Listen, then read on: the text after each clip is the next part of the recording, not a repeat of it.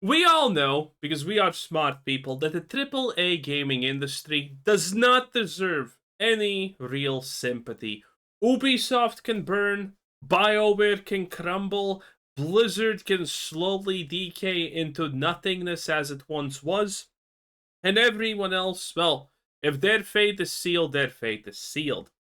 But AAA just got potentially absolutely super shreked because you see, there's gonna be some new rules. How potentially, I don't want to say this is the best win for us, but this is potentially gonna suck it to AAA so hard it's gonna be funny because oh yes, the EU is after the way that AAA handles their microtransactions and in-game purchases.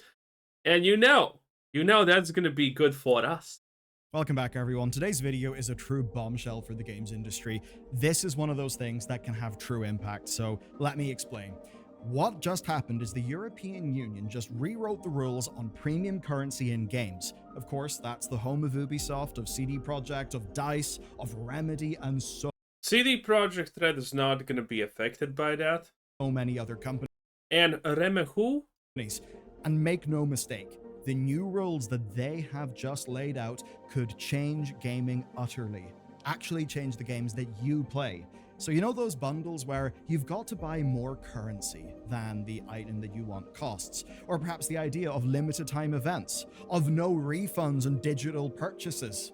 The limited time events are probably the worst offenders in my humble opinion, because they are purely designed to prey on people with very low self control, and I mean that's kind of sad.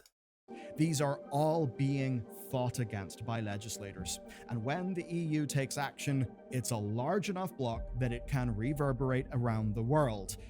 And as evidence, how's that USB-C charger on our phone working out? There's a lot to talk about. Strap in. This one could actually... Is Billiard complaining about the charger? My charger's doing fine. What was that point? honestly, pretty good. Oddly enough, you've got EU legislation to thank for the standardized phone charger situation and for many, the ability to play ROMs on their iPhone. But now we seem to have EU legislation to thank for premium currency being threatened, so here's what went on. In September 2024, the EU proposed the Digital Fairness Act that was targeting all the practices online that make using digital services miserable, and in particular, it called out dark patterns in video games as one of the targets, and that's basically the gross manipulative techniques that trick and strong-arm money out of people, obviously especially applying to people who are not yet adults. And this is fairly weighty because in the EU alone, games are obviously big business. Revenues have been going up in the EU. Online game spending in 2018 represented 74% of turnover coming from online revenue and 83% by 2022. That's all of those fun, dark... That is a lot of insanity. And by the way, if you're thinking, oh, this is going to hurt my favorite AAA slop company, don't worry, okay? Listen. Because you know what this ultimately is going to make them do? Because they can't just take this hit to their money. That's bad, right? Everyone knows money, negative, bad things. So they're going to have to do something about this. And you know what's the thing that they can do about this? Well, what's the thing that some companies can, but EA and Microsoft and Bethesda and all of these slop hose as in the thing that goes through your yard and sprays water, not the other one. They're not going to be able to do anything, but other companies are going to be like, so you're telling me we can no longer just try and F over our player base? Now we actually need to do better with our games? Oh no, the horror. Yeah, the horror. The solution to this is gonna be actually make things that people want to buy more. Oh no, the horror yet again. Patterns actually working and getting digital currency money out of people.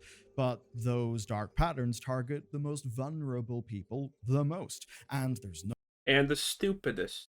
no one more vulnerable in the eyes of the law than children. Children who spend an average of See? Children are stupid. €31 a month on online games, according to data from Video Games Europe. Well, that's actually went down from 2023. I guess that's good. Everyone's feeling a little bit of the economic pinch, but it's not stopped the EU from taking action to protect kids, basically, from predatory premium currency models. And in situations like this, by the way, this is a great point of discussion here, and the overall thing about, tariffs, legislation, and whatnot, because above the legislation, there's also this: the EU has too many rules, which is true for certain things. For example, building a house. That definitely has too much legislation. But you need to understand, the EU's legislation for food, gaming, predatory practices is amazing. It actually is really good at protecting consumers. And proof of this is the fact that if you're an American, congratulations. If you're like 13 and you have a child now, you're literally tossing a coin. Will your kid die of cancer or born retarded? The EU doesn't have this problem. And that's because of these legislations. Because legislations do work in some factors. Now again, other legislations like building houses, owning land, that shit needs to be gutted because it's literally just liberating the citizens. But for food, predatory practices, and things like that, these legislations are doing great. And, well, they should do, can do more. There's often a great offender, right, that is held up as an example of something doing everything wrong. So you might wonder, is it an Activision game? Is it Ultimate Team from the EA football games? Maybe it was Roblox. No, today, it's a game about horses. It's called Star Stable. You've probably never heard of it, but if this all does turn out good... That sounds like something where monetization is the primary thing, okay? A game aggressively marketed towards women and girls is probably the most microtransaction-ridden hellscape you have ever seen in your life. Diablo Immortal probably seems not even predatory or pay-to-win compared to whatever that game is. We'll have the horse girls to thank. This is Star Stable Online. It comes from a Swedish developer called Star Stable Entertainment, and it is the game that may have just rewritten fucking Swedes again. Rules and monetization in the EU. So yeah, thanks, horse girls. Now, it turns out that Star Stable just uses all of the premium currency tactics in the book, which makes it a pretty awesome example, right? Especially because it is targeted at a younger audience. What did I say? Exactly this. So in March 24, the Swedish Consumer Agency filed a complaint with the EU-wide Consumer Protection Cooperation Network. That's a mouthful. And that complaint alleged that Star Stable Entertainment were targeting children and using harmful commercial practices that breached EU consumer regulations. Now, the findings corroborate... Now, to be fair, Sweden has bigger problems about what's targeting children there, but, much of those allegations. They found that the game made direct appeals to children in their ads, that they were using pressuring techniques like FOMO, which is particularly despicable when it's not, on adults, and there was a lack of transparency on purchases and loads more things. I mean, here's an example of one that's particularly rough. They were responsible for influencers promoting the game to kids without any disclosure of the spending risk. So, in short, it's bloody well damning. Star Stable Entertainment now have a month to address complaints and propose solutions with their game, but what matters for our purposes today is the Consumer Protection Cooperation Network, we can just call the CPCN. They have laid out what they want. So I find it kind of strange that they have a month to fix these problems, because typically it's just like, okay, here's the big one and it's lubed up real good now. Spell it out via an example. This is what should happen in the ideal world. You, dear gamer, want to buy yourself a new horse. You see that your new horse costs 300 star coins. The store tells you that's around £5, so it not even a lot. Buy 300 coins exactly. You buy exactly what you need for the horse, rather than the current bundles that exist of 200 coins or 400 coins, meaning that you always have to buy. I would be an idiot to not buy it. With some wastage, which just ends up giving the company more money. So in short, no obfuscation bullshit, no weird tactics. And worst of all for these companies, this will have them bloody well shaking. You'd have to have a refund policy, both for the coins and the horse. And none of this would be pitched as a Damn, even Sparky ain't getting out of this. limited time event where you have got to get the thing right now. So that's an example then of how these policies should be applied, and each is indeed a massive win for consumers. But that would not matter if this amounted to nothing. You could look at all this and think, right, so some Swedish horse game has got a slap on the wrist. No, it's more than that. This seems to have backbone. So here's the big important bit. These solutions are the backbone of what the European Consumer Organization calls key principles for trustworthy gaming environments. And these could cause huge problems for anyone who is using premium currency. When I say this could shake the foundations of the game industry economy, I absolutely mean it. So these, which I'm going to spell out for you. Did someone actually not figure it out that this is not just applying to one game, but for everyone who uses these sorts of methods? Are the minimum requirements for purchasing and using virtual currencies in the EU. And what's neat is the philosophy behind them. So the CPCN considers these premium currencies as an equivalent to the real money that is used to purchase them. Yes. And that for them, Based, everyone knows it is. Even for this horse game, you probably can go online and found a place where you can buy accounts with all the horses and whatnot. 100%. means that they are just as worthy of legal scrutiny. So you can see how that is, in a way, a mindset shift that paves the way for actually treating these as they are. So just think about the last game that you played that had a premium currency in it. Whatever that game is. Gilgamesh! Wait, is that Gilgamesh? Keep it in mind. What is that? Oh no, that's some kind of Genshin Impact Gilgamesh. Lame! And with that in your mind, I'm now going to go through the various different practices that this targets. So, prices for premium currency packs that are a little more than the available product. So you've got to buy extra coins, extra gems, whatever it may be. Obfuscation of how much currency is worth by always pairing currency with other items or multiple currency options. As an example, I think World of Warcraft may actually fall for that because it includes Trader's Tender in one of the new mount bundles. Another one, a complete... Oh, it definitely falls for that in that case. Again, I always found it hilarious that there are deals like this, but they exist. Listen. The fact that you're getting bombarded with messages that you are the relative from the lost Prince of fucking Arabia and you could become a billionaire if you only send him $10 because his credit card got blocked for some reason in Australia. Listen. That's all true, okay? Those emails are real.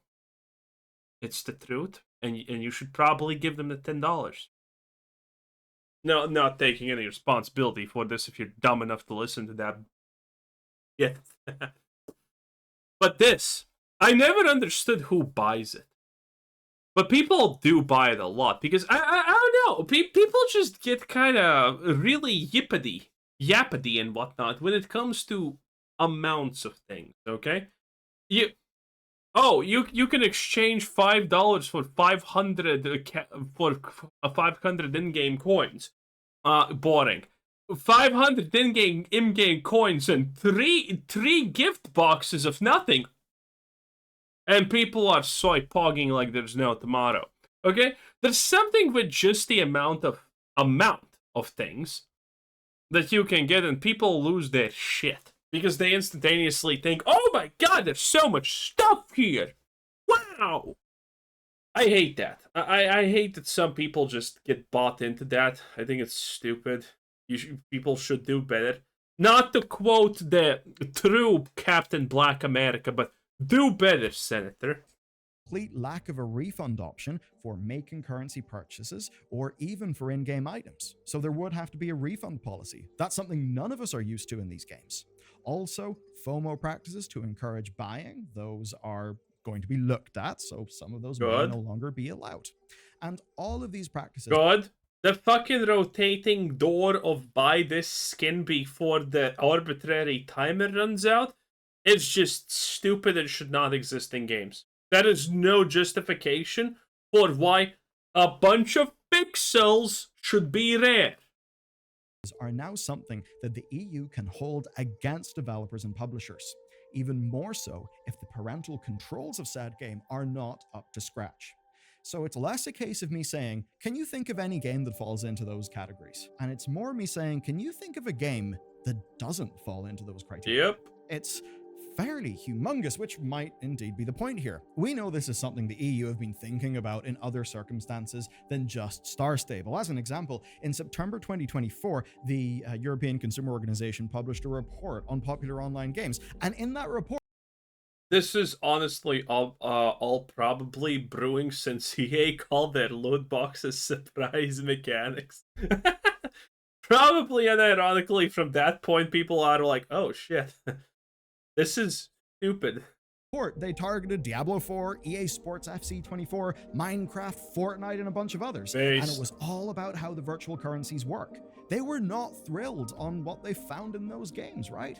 Because many of them, well, they did the same things that, Star Stable did that we do not like. And that straight up means we can say that Electronic Arts and Blizzard Entertainment are being directly targeted by this body. That really is something. So it's no wonder that the BEUC will be holding workshops to help European companies implement these new principles. Because it seems they may actually have to implement them. Everything that they previously thought was acceptable pretty much now isn't. Get fucked. And that, here's the shocking thing. I like every part of that. Again, as consumers, we're winning. This is literally just big AAA slop companies being forced to actually make good games instead of microtransactions. That's not my commentary. That is what the industry response has been, so we know they are shaking in their boots. It ain't surprising the industry bodies aren't thrilled about this, and a big shout out to one of our Belgrade Games members, Neo Nebulosa, for directing us to this stuff. So, the European Game Developers Federation and the Video Games Europe, or two groups basically, they've published a joint statement that expresses their disappointment with the findings. Let's read their statement. Quote, "We are disappointed by the lack of engagement from the CPC network in creating these principles, which introduce new legal theories and misguided interpretations of EU consumer law that will create confusion and disruption for European customers." Sidebar. Oh no, we're going to be disrupted by sort of annoying predatory stuff going away. What an awful disruption. Back to the statement. It will also present a challenge to the industry's future growth and could even deprive millions of consumers access to their favorite games. Now that last bit is the interesting thing. So understandably, right? This is a lie, by the way. This will never happen. Okay, listen. This is a fundamental how business works 101 lesson I'm gonna give you, and it states the following: if something even generates 1 cent of revenue, that thing will not be cancelled until it stops generating that 1 cent of revenue. Very simple. That's it. So, even if this hits the European market for gaming and is a whopping minus 90% in revenue for these gaming companies, they're not going to stop publishing their games there. They're not going to do it because they're still going to be making money doing it. That is the reality. These groups, representing the most powerful players in the industry, did quite like things the way that they were. Change is dangerous, especially to the bottom line, and especially change like this. But in a way, they're not inherently wrong. It is true that audiences do actually understand premium currencies by and large right now, and when implementing currencies, these companies were following, their best legal guidance, and now that guidance has changed. I guess just like how so many phones had like a bespoke charging cable until the rules just changed in the middle of the game. So now they've got to get used to these new rules. And what'll sting is the impact on their bottom line. They're not wrong about the potential impacts of all of this. Now, big companies like Ubisoft can probably absorb the costs of any legal challenges or damage from rebuilding. Have you not been paying attention to what's happening with Ubisoft? They can't absorb even a fucking giving out a free Coke nowadays because their finances are so gone. building their premium currency systems. They'll probably spend a whole lot to try and figure out ways around these principles. As for smaller companies, well, they may not find that so easy. But where things will be dramatic is the group's final warning, because it's the most threatening one. It's the idea that players in the EU may just be locked out of video games. They'd say with a game like Overwatch, right? That they would simply choose to geo-restrict access to the game rather than change their monetization. Wait, is he just trying to make people scared, or is Billy actually insane enough to think that that's gonna happen? Model, or to just continue. Also, over who much? Like, bruv, who gives a shit? Continue the game as normal and risk EU lawsuits. It could just be they look at the EU and think, you know what, we make enough from the States and other countries, we really don't need them. Yeah, that sounds like a extremely great idea. How about let's just cut a 1/3 of our revenue? Because why the fuck not? Yeah, that sounds believable. Yeah, that sounds. Let's lose it all instead of just a part. Yeah, that sounds smart. That sounds legit. That being said, the EU population is kinda huge. Overall GDP is obviously a very, very flawed metric, but as an example, right, just Googling this here in 2024, the EU's nominal GDP was about 17.9 trillion and 1/6 of global nominal GDP, which is quite a lot of money, and a hell of a lot of that GDP globally will be in other countries like, say, China, where a lot of these companies will not be able to go in and directly monetize. That could actually mean that they will feel the need to change.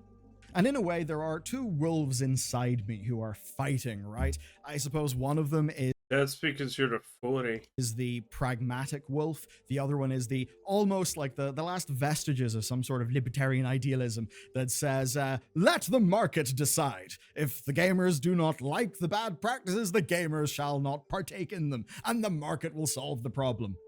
And I wish that was true, but I feel there's almost a faux idealism in Calling that a libertarian ideology is pretty deceptive, but okay. so much of that, because these psychological hooks, these psychological triggers, they do actually work. We're in a world where you can very easily make, I think, some sound enough, philosophical arguments very much against regulation and all of that. And I totally get that. I'm fairly sympathetic towards that in many cases. But the thing is, we've also got to be pragmatic. And a part of that is being a bit humble about the human condition. And the fact of the matter is, these practices are not popular. People do not like them. Yet, people's behavior does continue. And these obviously are bad. And as people who enjoy... Well, it makes sense, yeah. I mean, I may not like the practice, but the practice may benefit me or may be appealing to me in some situation. I mean, listen. The children in the cobalt mines of Congo sucks to suck. But I kind of want my shit, okay? So can you move faster, okay? There's a reason God gave you these small, compact bodies that are pretty flexible, okay? And that is to mine cobalt faster and better. And if that's not true, then why are you built like that? Enjoy video games, we see that as these types of practices derive more and more revenue, they then become what the companies focus on. And that is worse for the actual video games. Because I suppose in a way, how much of game industry revenue comes essentially from psychological manipulation and these various... 99% of it at this point, but whatever. Anyway, we're gonna see if this happens. That was Billion News, 10 out of 10. Bye!